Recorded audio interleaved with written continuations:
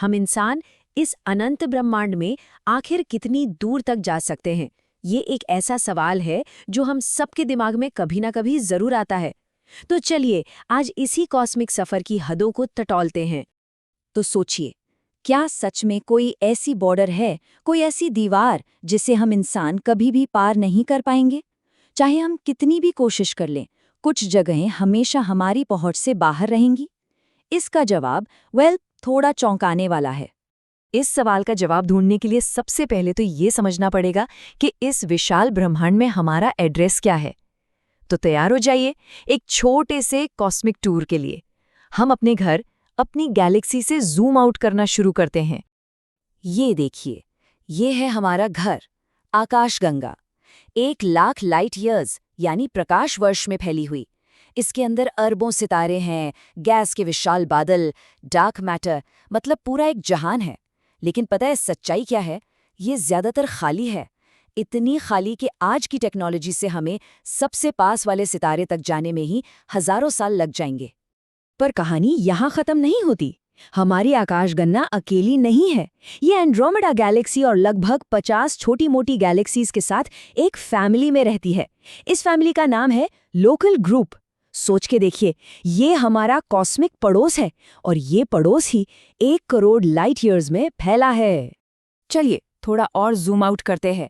हमारा ये जो लोकल ग्रुप है ना, वो भी लैनियाकिया सुपर क्लस्टर का बस एक छोटा सा कोना है। इस कॉस्मिक जाल को देखिए, हर चमकदार धागा असल में सैकड़ों गैलेक्सी ग्रुप्स को जोड़ रहा है। कितना विशाल है ये, और हम बस एक छोटा सा, बहुत छोटा सा बिंदु हैं। और ये लैनियाकिया सुपर क्लस्टर, ये भी कोई आखिरी चीज नहीं है। ये भी उन लाखों सुपर क्लस्टर्स में से सिर्फ एक है, जिनको मिलाकर हमारा ऑब्जर्वेबल यूनिवर्स बनता है। अब इतना सब कुछ देखकर तो यही लगता है ना कि हम इंसानों के लिए कोई हद नहीं है, हम कहीं भी जा सकते हैं। पर यहीं पर कहानी में एक बड़ा ट्विस्ट है। तो अब जब हमने इस अनंत विस्तार को देख लिया है, तो वक्त आ गया है उस असलियत का सामना करने का, उस सच का जो हमारी पहुंच पर एक फुल स्टॉप लगा देता है। एक ऐसी दीवार जिसे हम देख तो नहीं सकते, पर हाँ, पार भी नहीं कर सकते। चलिए एक थॉट एक्सपेरिमेंट करते हैं। मान लेते हैं कि सब कुछ बढ़िया चला। हमने साइंस फिक्शन फिल्मों जैसी टेक्नोलॉजी बना ली, लाइट स्पीड से चलने वाले जहाज बना लिए। तो फिजिक्स के नियमों के दायरे में रहते हुए हम ज्यादा से ज्यादा, मतलब एब्सोल्युटली मैक्सिमम, कितनी दूर तक जा सकते हैं? जवाब सच में चौंका देगा। हमारी हद है सिर्फ और सिर्फ हमारा अपना लोकल ग्रुप। जी हाँ, बस इतना ही। यही वो सबसे बड़ी जगह है जिसका हम इंसान कभी हिस्सा बन पाएंगे। इसके पार बस अंधेरा है, कोई मंजिल नहीं। तो ये लोकल ग्रुप पूरे ऑब्जर्वेबल यूनिवर्स का कितना हिस्सा है? ये नंबर देखिए स्क्रीन पर, 0.000 इतने सारे 0.1%। बस इतना सा। एक पल के लिए इस नंबर को फील कीजिए। इसका मतलब है कि पूरा का पूरा ब्रह्मांड हमारे सामने है, पर हम उसका इतना छोटा सा हिस्सा भी कभी एक्सप्लोर नहीं कर पाएंगे। तो सवाल उठता है, आखिर ऐसा क्यों? क्या चीज हमें रोक रही है? जवाब छुपा है एक बहुत ही मिस्टीरियस चीज में, जिसे हम कहते हैं डार्क एनर्जी। तो चलिए इस डार्क एनर्जी के खेल को समझते हैं। ओके, तो हुआ ये कि बिग बैंग के फौरन बाद ब्रह्मांड एक गुब्बारे की तरह फट से फैल गया। इसे इन्फ्लेशन कहते हैं। इससे क्या हुआ? जो छोटी छोटी इम्परफेक्शंस थी ना, वो भी खींचकर बड़ी हो गईं। इससे कुछ जगह ज्यादा घनी हो गई और कुछ खाली। फिर सीन में आई ग्रेविटी।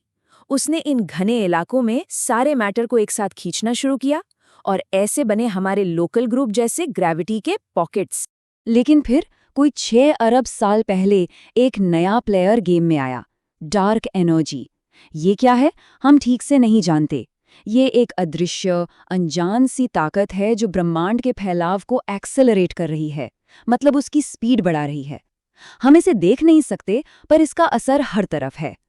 तो इस पूरी कहानी को अगर आसान भाषा में समझे, तो पहले इन्फ्लेशन ने स्पेस को खींच दिया, फिर ग्रेविटी ने उस स्पेस में मैटर के द्वीप बना दिए, जैसे हमारा लोकल ग्रुप, और अब डार्क मैटर इन द्वीपों के बीच की खाली जगह को और तेजी से खींच रही है, इन सबको एक दूसरे से दूर धकेल रही है। तो इसका अंजाम क्या हुआ? इसका मतलब ये है कि जो भी गैलेक्सी ग्रुप्स हमारे लोकल ग्रुप के बाहर हैं, वो ग्रेविटी से हमसे जुड़े हुए नहीं हैं और डार्क एनर्जी उन्हें हमसे इतनी तेजी से दूर फेंक रही है कि हम चाह कर भी उन तक कभी नहीं पहुंच सकते। तो अपने लोकल ग्रुप को छोड़कर निकलने का मतलब होगा एक अनंत अंधेरे में सफर करना, बिना किसी मंजिल के। तो ये तो हुई आज की बात, लेकिन आगे क्या? चलिए थोड़ा टाइम ट्रैवल करते हैं फ्यूचर में और देखते हैं कि हमारे इस कॉस्मिक अकेलेपन का अंजाम आखिर होगा क्या। अभी इस वक्त हम पूरे ऑब्जर्वेबल यूनिवर्स को देख सकते हैं, उसके पास्ट को पढ़ सकते हैं, लेकिन आने वाले 4 अरब सालों में हमारे लोकल ग्रुप की सारी गैलेक्सीज आपस में टकराकर एक हो जाएंगी। एक सुपर गैलेक्सी बनेगी जिसका नाम रखा गया है मिल्कड्रोमेडा। और उसके बाद बहुत दूर के भविष्य में बाकी सारी गैलेक्सीज हमसे इतनी दूर चली जाएंगी कि वो आसमान से गायब हो जाएंगी। पीछे बचेगा सिर्फ अंधेरा। ये टेबल देखिए, ये बताता है कि समय के साथ नॉलेज कैसे खत्म हो जाएगी। आज हमें पता है कि यूनिवर्स फैल रहा है, हमें बिग बैंग का सबूत, कॉस्मिक बैकग्राउंड रेडिएशन दिखता है। पर सोचिए, भविष्य में मिल्कड्रोमा के अंदर रहने वाले लोगों का क्या? उन्हें आसमान में सिर्फ एक ही गैलेक्सी दिखेगी।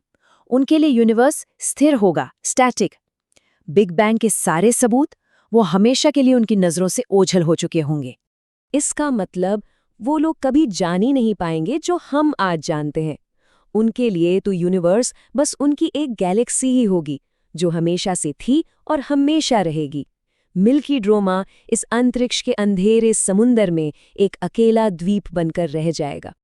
ये सब सुनकर थोड़ा डिप्रेसिंग लग सकता है, लेकिन इस कहानी का एक दूसरा एंगल भी है।